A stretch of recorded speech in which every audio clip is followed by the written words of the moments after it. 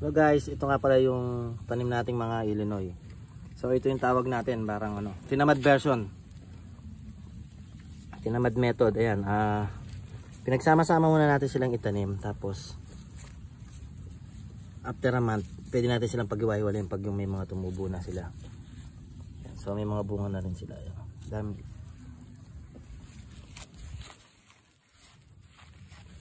Ayan, may mga bunga yan. Ayan,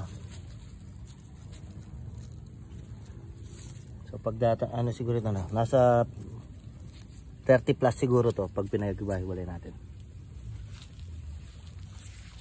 Ito yung, tsaka ito pa, ayan, nilagay natin ito sa sako.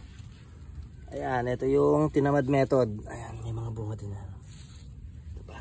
So after a month, pag-ihiwa-iwalay natin yan, tapos itatanim natin sila sa tig-isa-isang seedling bag. Ayan, may mga bunga yan. Ayan, possible pa yung iba.